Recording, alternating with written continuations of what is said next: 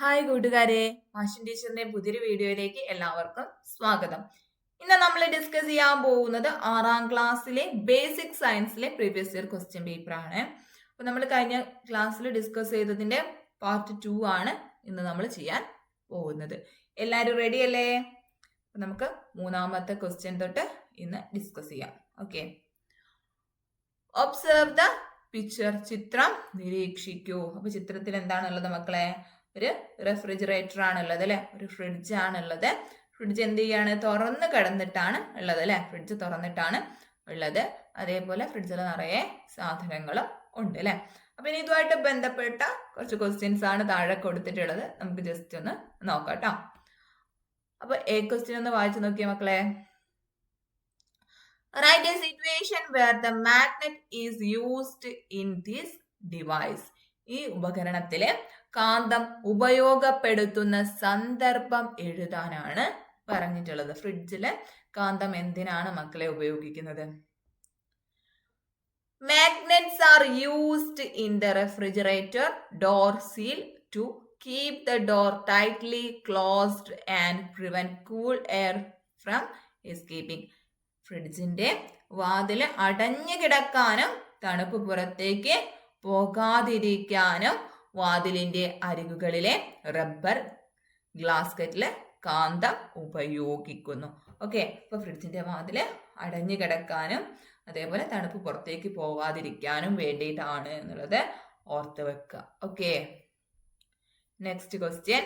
Right another situation in daily life where magnet is used. നിത്യജീവിതത്തിലെ കാന്തം പ്രയോജനപ്പെടുത്തുന്ന മറ്റൊരു സന്ദർഭം എഴുതാനാണ് പറഞ്ഞിട്ടുള്ളത്. ഏതൊക്കെയാണ് മക്കളെ? നമ്മൾ ഒരുപാട് ഡിസ്കസ് ചെയ്തിട്ടുണ്ട്. അതിലേതെങ്കിലും ഒന്നോ രണ്ടോ എഴുതിയാ മതി. സ്പീക്കറുകളിലും അതേപോലെ മൈക്രോഫോണുകളിലും ഉപയോഗിക്കുന്നുണ്ട് അല്ലെ. വൈദ്യുതോർജത്തെ ശബ്ദോർജമായും ഇപ്പൊ മിസ് എത്തിയിട്ടുള്ളത് മക്കളെ നിങ്ങൾക്കായിട്ടുള്ള ഓണത്തിന്റെ ഒരു സ്പെഷ്യൽ ഓഫറുമായിട്ടാണ് കേട്ടോ. മറ്റൊന്നുമല്ല മക്കളെ, നമ്മൾ ഓണം പ്രമാണിച്ച് നമ്മുടെ ആപ്പിലുള്ള എല്ലാ ക്ലാസ്സുകളും കൂട്ടുകാർക്ക് വെറും 610 രൂപയ്ക്കാണ് ഇനിയുള്ള ഒരു വർഷക്കാലത്തേക്ക് അവൈലബിൾ ആക്കി തരാനായിട്ട് പോകുന്നത് കേട്ടോ. ഓക്കെ മക്കളെ, അപ്പൊ അഡ്മിഷൻ എടുക്കാൻ താല്പര്യമുള്ള കൂട്ടുകാരുണ്ടെങ്കിൽ വേഗം തന്നെ ദാ ഇവിടെ സ്ക്രീനിൽ കാണുന്ന നമ്പറിലേക്ക് കോൺടാക്ട് ചെയ്യുക കേട്ടോ. ലിമിറ്റഡ് സീറ്റിലേക്ക് മാത്രമാണ് മക്കളെ നമ്മൾ ഈ ഒരു ഓഫർ കൊടുക്കുന്നത്. അപ്പൊ വേഗം തന്നെ എന്ത് ചെയ്യുക, സ്ക്രീനിൽ കാണുന്ന നമ്പറിലേക്ക് കോൺടാക്ട് ചെയ്യുക കേട്ടോ. നമ്മുടെ ആപ്ലിക്കേഷൻ ത്രൂ ആയിരിക്കും കൂട്ടുകാർക്ക് നിങ്ങളുടെ സിലബസ് ബേസ്ഡ് ആയിട്ടുള്ള 1 മുതൽ 7ാം ക്ലാസ് വരെയുള്ള കൂട്ടുകാർക്കായിട്ടുള്ള ട്യൂഷൻ ക്ലാസ്സുകൾ പ്രൊവൈഡ് ചെയ്യുന്നത്. അപ്പൊ വേഗം തന്നെ മക്കളെ മറക്കാതെ ഈ ഒരു നമ്പറിലേക്ക് കോൺടാക്ട് ചെയ്യുക. ഒരിക്കൽ കൂടി ഓർമ്മപ്പെടുത്താണ്, വെറും 610 രൂപയ്ക്കാണ് ഒരു വർഷത്തേക്ക് മക്കൾക്ക് 1 മുതൽ 7ാം ക്ലാസ് വരെയുള്ള നിങ്ങളുടെ സിലബസ് ബേസ്ഡ് ട്യൂഷൻ ക്ലാസ്സുകൾ അവൈലബിൾ ആവാനായിട്ട് പോകുന്നത്. മാറ്റാൻ സ്പീക്കറുകളിലും മൈക്രോഫോണുകളിലും സ്ഥിരകാന്തങ്ങള് ഉപയോഗിക്കുന്നുണ്ട്. അതേപോലെ മൊബൈൽ ഫോണുകളും ലാപ്ടോപ്പുകളിലും ഉപയോഗിക്കുന്നുണ്ട് അല്ലെ. സ്പീക്കറുകൾ, വൈബ്രേഷൻ മോട്ടോറുകൾ, ഹാർഡ് ഡിസ്ക് ഡ്രൈവറുകൾ, അതായത് HDD എന്നിവയിൽ വിവരങ്ങൾ സൂക്ഷിക്കാനും പ്രവർത്തിക്കാനും കാന്തം അത്യാവശ്യമാണ്. അതേപോലെ നമ്മൾ നിത്യോപയോഗത്തിനായിട്ട് ഉപയോഗിക്കുന്നതെന്ന് വെച്ചാൽ ഗൃഹോപകരണങ്ങളിലും അതേപോലെ അലങ്കാര വസ്തുക്കളിലൊക്കെ മാഗ്നറ്റ് ഉണ്ട് അല്ലെ. മാഗ്നറ്റിക് സ്റ്റിക്കറുകൾ ഉണ്ടെന്ന്. അതേപോലെ പെൻസിൽ ബോക്സുകളിൽ ഒക്കെ മാഗ്നറ്റ് ഉണ്ട് അല്ലെ. അടയ്ക്കുന്ന, നിങ്ങൾ കണ്ടിട്ടുണ്ടാവും മാഗ്നറ്റ് യൂസ് ചെയ്തിട്ട് അടയ്ക്കുന്ന പെൻസിൽ ബോക്സുകളൊക്കെ. അപ്പോൾ അതൊക്കെ ഇതിൽ ഉൾപ്പെടുത്താം. അതേപോലെ മെഡിക്കൽ ഫീൽഡിലേക്ക് നോക്കുകയാണെങ്കിൽ MRI സ്കാനിങ്ങിന് വേണ്ടിയിട്ട് യൂസ് ചെയ്യുന്നുണ്ട് അല്ലെ. MRI സ്കാനിങ്ങിൽ നോക്കുകയാണെങ്കിൽ ശരീരത്തിന് ഉള്ളിലുള്ള അവയവങ്ങളുടെ വ്യക്തമായ ചിത്രങ്ങൾ എടുക്കുന്നതിനായിട്ട് അതിശക്തമായ കാന്തങ്ങൾ ഉപയോഗിക്കുന്ന മെഷീനുകളാണ് MRI സ്കാനറുകൾ എന്ന് പറയുന്നത്. അതേപോലെ കണ്ണിനുള്ളിലുള്ള ലോഹ കഷ്ണങ്ങളൊക്കെ നീക്കം ചെയ്യാനൊക്കെ നമ്മൾ ഈ ഒരു മാഗ്നറ്റ് യൂസ് ചെയ്യുന്നുണ്ട്. ഗതാഗത രംഗത്തേക്ക് എടുത്ത് നോക്കുകയാണെങ്കിൽ ഇപ്പം നമുക്ക് മാഗ്ലെവ് ട്രെയിനുകളൊക്കെ അവൈലബിൾ ആണ് കേട്ടോ. അതേപോലെ കോമ്പസിലെ നമ്മൾ ദിശ നോക്കാൻ വേണ്ടി യൂസ് ചെയ്യുന്ന വടക്ക് നോക്കി യന്ത്രമൊക്കെ മാഗ്നറ്റ് ഉപയോഗിച്ചിട്ടുള്ളതാണ് എന്നുള്ളത് ഓർത്ത് വെക്കുക. ഓക്കെ, അപ്പോൾ ഇങ്ങനെ ഒരുപാട് കാര്യങ്ങൾ നമ്മൾ പഠിച്ചിട്ടുണ്ട് മാഗ്നറ്റുമായിട്ട് ബന്ധപ്പെട്ട്. അതിലേതെങ്കിലും 2 നിങ്ങളെടുത്ത് എഴുതിയാൽ മതി. ഓക്കെ അല്ലേ? ഇനി അതിൽ C ക്വസ്റ്റ്യൻ ആണ് മക്കളെ. Observe the given table Choose the correct picture and name of the magnet from the options below. കൂട്ടുകാരെ, നിങ്ങൾക്ക് വെറും 10 ദിവസം കൊണ്ട് ഹിന്ദി പഠിക്കാൻ ആഗ്രഹമുണ്ടോ? എങ്കിൽ താല്പര്യമുള്ള മക്കളൊക്കെ വേഗം സ്ക്രീനിൽ കാണുന്ന ഈ ഒരു നമ്പറിലേക്ക് കോൺടാക്ട് ചെയ്തോളൂ കേട്ടോ. വെറും 210 രൂപയ്ക്കാണ് നമ്മൾ ഈ ഒരു 10 ദിവസത്തെ കോഴ്സ് കൂട്ടുകാർക്കായിട്ട് പ്രൊവൈഡ് ചെയ്യുന്നത്. ഏതൊരു ചെറിയ ക്ലാസ്സിലുള്ള കുട്ടികളായാലും അതുപോലെ തന്നെ വലിയ ക്ലാസ്സിലുള്ള കുട്ടികളായാലും എല്ലാവർക്കും ഒരേപോലെ യൂസ് ചെയ്യാവുന്ന ക്ലാസ്സുകളാണ് നമ്മൾ ഈ 10 ഡേയ്സ് കോഴ്സിൽ ഉൾപ്പെടുത്തിയിട്ടുള്ളത് കേട്ടോ. അപ്പൊ വേഗം തന്നെ മക്കളെ സ്ക്രീനിൽ കാണുന്ന നമ്പറിലേക്ക് കോൺടാക്ട് ചെയ്യുക. ഇന്ത്യയുടെ ഏറ്റവും ബേസിക് ആയിട്ടുള്ള കാര്യങ്ങൾ മുതൽ നമ്മൾ ഈ ഒരു കോഴ്സിൽ നിങ്ങൾക്കായിട്ട് പ്രൊവൈഡ് ചെയ്യുന്നതായിരിക്കും. താഴെ കൊടുത്തിരിക്കുന്ന പട്ടിക നോക്കൂ. പേരും ചിത്രവും ശരിയായി ക്രമപ്പെടുത്തിയിട്ടുള്ളത് ഏത് കൂട്ടമാണെന്ന് കണ്ടെത്താനാണ് പറഞ്ഞിട്ടുള്ളത്. ഇതിൽ പേരും അതേപോലെ ചിത്രവും ഒരുപോലെ ഉള്ളത് ഏതാണ് എന്നാണ് കണ്ടെത്തേണ്ടത്. ഓക്കെ അല്ലേ? അപ്പൊ ഇതില് മാഗ്നറ്റിക് ബാർകാന്തമാണോ ഇവിടെ കൊടുത്തിട്ടുള്ളത്? അല്ല അല്ലെ? അപ്പൊ അത് തെറ്റാണ്. ഇവിടെ ചിത്രത്തിലുള്ളത് എന്ത് കാന്തമാണ്? കാന്ത സൂചിയാണ് അല്ലെ? മാഗ്നറ്റിക് നീഡിലാണ് ഇത്. ഇത് ബാർകാന്തമല്ല. ബാർകാന്തം ഈ ഒരു ചിത്രത്തിലുള്ളതാണ് ബാർകാന്തം. ഓക്കെ. അടുത്താണ് മാഗ്നറ്റിക് നീഡിൽ. ഇത് മാഗ്നറ്റിക് നീഡിൽ ആണോ മക്കളെ? അല്ല, അത് മാഗ്നറ്റിക് റിംഗ് ആണ് അല്ലെ? അപ്പൊ അതും തെറ്റാണ്. അടുത്തത് മാഗ്നറ്റിക് റിംഗ്. ഇത് മാഗ്നറ്റിക് റിംഗ് ആണോ? അല്ല, ഇത് ബാർകാന്തമാണ് അല്ലെ? അടുത്തത് മാഗ്നറ്റിക് ഡിസ്ക്. ഓക്കെ, ഇത് ശരിയാണ്. ഡിസ്ക് കാന്തമാണ് ഈ ഒരു ചിത്രത്തിലുള്ളത്. ഓക്കെ, അപ്പൊ ഇതിൽ ഏത് ഓപ്ഷനാണ് മക്കളെ കറക്റ്റ്? ഓപ്ഷൻ ഡി ആണ് കറക്റ്റ്. ഓക്കെ, അപ്പൊ ഇതിൽ നിങ്ങൾ ശ്രദ്ധിക്കേണ്ട കാര്യം എന്ന് വെച്ചാല് വിവിധ തരം മാഗ്നറ്റ് ഉണ്ട് എന്ന് നമ്മൾ പഠിച്ചു കഴിഞ്ഞു. അപ്പൊ ഓരോന്നും അതിന്റെ ചിത്രവും നിങ്ങളെ മനസ്സിൽ ഉണ്ടായിരിക്കണം. ഓക്കെ, എങ്കിൽ മാത്രമാണ് ഇത്തരം പ്രവർത്തനങ്ങൾ നിങ്ങൾക്ക് പൂർത്തിയാക്കാൻ സാധിക്കുള്ളൂ കേട്ടോ. ഓക്കെ അല്ലേ? ഇനി അടുത്തത് 4ാമത്തെ ക്വസ്റ്റ്യനിലേക്ക് കടക്കാണ്.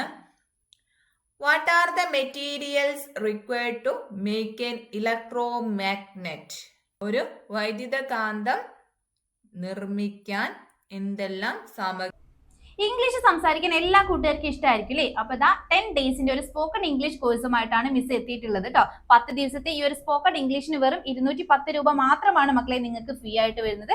അപ്പൊ താല്പര്യമുള്ള കൂട്ടുകാർ മടിക്കാതെ തന്നെ വേഗം സ്ക്രീനിൽ കാണുന്ന ഈ ഒരു നമ്പറിലേക്ക് കോൺടാക്ട് ചെയ്യുക കേട്ടോ. വളരെ ലിമിറ്റഡ് സീറ്റിലേക്ക് മാത്രമാണ് നമ്മൾ ഈ ഒരു സ്പോക്കൺ ഇംഗ്ലീഷിന്റെ ഈ ഒരു 10 ഡേയ്സ് ക്ലാസ് പ്രൊവൈഡ് ചെയ്യുന്നത്. അപ്പൊ താല്പര്യമുള്ള കൂട്ടുകാരൊക്കെ വേഗം തന്നെ നമ്മളുമായിട്ട് കോൺടാക്ട് ചെയ്യുക. ഇംഗ്ലീഷിലെ ഏറ്റവും ബേസിക് ആയിട്ടുള്ള കാര്യങ്ങളും ഗ്രാമർ സെക്ഷൻസും എല്ലാം തന്നെ നമ്മൾ ഈ ഒരു കോഴ്സിലൂടെ നിങ്ങൾക്കായിട്ട് പ്രൊവൈഡ് ചെയ്യുന്നുണ്ട്. ാണ് ആവശ്യമായിട്ടുള്ളത് എന്നാണ് ചോദിച്ചിട്ടുള്ളത്. അപ്പൊ നമുക്ക് നോക്കാം ഏതൊക്കെയാണ് വേണ്ടത് എന്നുള്ളത് കേട്ടോ. Okay, first one, an insulated copper wire. Insulation ചെയ്ത ചെമ്പ് കമ്പി വേണം, കോപ്പർ കോയിൽ. ഓക്കെ, അടുത്തത് an iron nail or iron rod അല്ലെ? ഒരു ഇരുമ്പാണി അല്ലെങ്കിൽ ഇരുമ്പ് ദണ്ട് വേണം. Next, A battery or cell, source of electricity കേട്ടോ. ഒരു ബാറ്ററിയോ അല്ലെങ്കിൽ സെല്ലോ വേണം. അതൊരു വൈദ്യുതി സ്രോതസ്സായിട്ടാണ് യൂസ് ചെയ്യുന്നത് കേട്ടോ. അടുത്തത് കണക്റ്റിംഗ് വയറുകൾ വേണം. ഇത്രയും സാധനങ്ങളാണ് ഒരു ഇലക്ട്രോ മാഗ്നറ്റ് നിർമ്മിക്കാൻ വേണ്ടിയിട്ട് വേണ്ടത്. ഓക്കെ അല്ലേ? ഇനി അടുത്ത question. The electromagnet made by Anu can lift only a needle. Write one suggestions to improve the power of the magnet. Anu നിർമ്മിച്ച വൈദ്യുതകാന്തം ഉപയോഗിച്ച് ഒരു മൊട്ടുസൂചി മാത്രമേ ഉയർത്താൻ കഴിയുന്നുള്ളൂ. കാന്തത്തിന്റെ ശക്തി വർദ്ധിപ്പിക്കാൻ ഒരു മാർഗം നിർദ്ദേശിക്കാനാണ് നിങ്ങളോട് പറഞ്ഞിട്ടുള്ളത്. Okay, suggestion to improve the power of the magnet. അപ്പം മാഗ്നറ്റിന്റെ പവർ കൂട്ടാൻ വേണ്ടി എന്തൊക്കെ കാര്യങ്ങളാണ് ചെയ്യേണ്ടത് എന്നുള്ളത് നമുക്ക് നോക്കാം. Increase the number of turns of the wire around the iron nail to or increase the current. Use a stronger battery or more cells. ഇരുമ്പാണിക്ക് ചുറ്റും കറങ്ങുന്ന കമ്പിയുടെ ചുറ്റുകളുടെ എണ്ണം കൂട്ടുകയോ അല്ലെങ്കിൽ കൂടുതൽ വൈദ്യുതി നൽകുകയോ ചെയ്യുക. കൂടുതൽ ബാറ്ററികൾ ഉപയോഗിക്കുക. ഇത്രയും മാർഗങ്ങൾ നിങ്ങൾ സ്വീകരിച്ചാൽ ഒരു ബാറ്ററിയുടെ പവർ ഇംപ്രൂവ് ആവും. ഓക്കെ അല്ലേ? ഇനി അതിലെ സി ക്വസ്റ്റ്യൻ ആണ് മക്കളെ. The electromagnet made by Venu's group is not working. What could be the reason for this? Write two reasons. വിനുവിന്റെ ഗ്രൂപ്പിലെ നിർമ്മിച്ച വൈദ്യുതകാന്തം പ്രവർത്തിക്കുന്നില്ല. എന്താകാം ഇതിന്റെ കാരണം എന്നാണ് ചോദിച്ചിട്ടുള്ളത്. പ്രവർത്തിക്കാത്തതിന്റെ കാരണം എന്തായിരിക്കാം? അപ്പോൾ എന്തായിരിക്കും കാരണം എന്ന് കണ്ടെത്തുക. അതിൽ 2 കാരണങ്ങൾ നിങ്ങളോട് എഴുതാനും പറഞ്ഞിട്ടുണ്ട്. ഓക്കെ, അപ്പൊ എന്താവും കാരണം? The battery or cell might be exhausted or dead. Battery തീർന്നു പോയതാവാം. അല്ലെങ്കിലോ the connections might be lost or broken. അല്ലെ, കണക്ഷനുകൾ അയഞ്ഞതോ വിച്ഛേദിക്കപ്പെട്ടതോ ആകാം. The insulation at the ends of the copper wire might not have been removed properly. ചെമ്പ് കമ്പിയുടെ അറ്റങ്ങളിലെ insulation കൃത്യമായിട്ട് നീക്കം ചെയ്യാതിരുന്നതാവാം. ഇതൊരു കാരണമാണ് അല്ലെ. Next one, the wire used might not be insulated or there could be a short circuit. ഉപയോഗിച്ച കമ്പിയിൽ insulation ഇല്ലാതിരിക്കുകയോ short circuit സംഭവിക്കുകയോ ചെയ്യാം. ഇതിലേതെങ്കിലും 2 കാരണങ്ങൾ നിങ്ങൾ എഴുതിയാൽ മതി. ഓക്കെ, ഇനി നമ്മൾ 5ാമത്തെ ക്വസ്റ്റ്യനിലേക്ക് കടക്കുകയാണ് കേട്ടോ. ലുക്ക് അറ്റ് ദ പിക്ചറിൽ ഇവിടെ ഒരു ചിത്രം കൊടുത്തിട്ടുണ്ട്. അപ്പൊ ഇതെന്തിന്റെ ചിത്രമാണ് മക്കളെ? എന്തുമായിട്ട് ബന്ധപ്പെട്ട ചിത്രമാണ് കൊടുത്തിട്ടുള്ളത്? നട്ടെല്ലുമായിട്ട് ബന്ധപ്പെട്ട ഒരു ചിത്രമാണ് ഇവിടെ കൊടുത്തിട്ടുള്ളത് അല്ലെ. ഇത് നമുക്ക് നോക്കാം. Observe the picture and write down the names of bones marked as A and B. What are the major functions of this bones? ചിത്രം നിരീക്ഷിച്ച് എ ബി എന്നീ അസ്ഥികളുടെ പേരെഴുതുക. ഈ അസ്ഥികളുടെ പ്രധാന ധർമ്മം എന്ത് എന്നാണ് ചോദിച്ചിട്ടുള്ളത്. അപ്പൊ ഇതെന്താണ്? ഈ ഒരു എല്ല് എന്താണ് മക്കളെ? എന്താണ് പറയുക ഈ ഒരു എല്ലിനെ? മാറെല്ല് എന്ന് പറയും അല്ലെ, സ്റ്റേണം എന്ന് പറയും. അതേപോലെ തന്നെ ഈ ഒരു എല്ലിന് എന്താ പറയാ? വാരിയെല്ല് അല്ലെങ്കിൽ റിബ് എന്ന് പറയും. ഓക്കെ അല്ലേ? എല്ലാവരും ഓർക്കുന്നുണ്ടെന്ന് ടീച്ചർ വിശ്വസിക്കുകയാണ്. ഇതൊക്കെ നമ്മൾ ഡീറ്റെയിൽ ആയിട്ട് പഠിച്ചതാണ്. അപ്പൊ ഇതിന്റെ പേര് മാത്രമല്ല നിങ്ങളോട് ചോദിച്ചിട്ടുള്ളത്, ഇതിന്റെ ഫങ്ഷൻസും ചോദിച്ചിട്ടുണ്ട്. ധർമ്മം എന്താണെന്നും ചോദിച്ചിട്ടുണ്ട് കേട്ടോ. ഓക്കെ, അപ്പൊ ഇവിടെ മാറല്ല് എന്ന വേർഡാണ് നമ്മൾ പഠിച്ചിട്ടുള്ളത്. അത് തന്നെ നിങ്ങൾ പഠിച്ചു വെച്ചാ മതി. ഓക്കെ, മേജർ ഫങ്ഷൻസ് എന്തൊക്കെയാണ് മക്കളെ? ദേ form the rib cage which protects vital internal organs like the heart and lungs and help in breathing movements. എന്തൊക്കെയാണ് മക്കളെ പറഞ്ഞിട്ടുള്ളത്? ഇവ വാരിയെല്ലുകൂടെ രൂപീകരിച്ച് ഹൃദയം, ശ്വാസകോശം തുടങ്ങിയ ആന്തരികാവയവങ്ങളെ സംരക്ഷിക്കുകയും ശ്വസനക്രിയയ്ക്ക് സഹായിക്കുകയും ചെയ്യുന്നു. വളരെ ഇമ്പോർട്ടൻ്റ് ആണ് കേട്ടോ. ഇനി അതിൽ ബി ക്വസ്റ്റ്യൻ നോക്കിയേ. Write 2 functions of the human skeleton.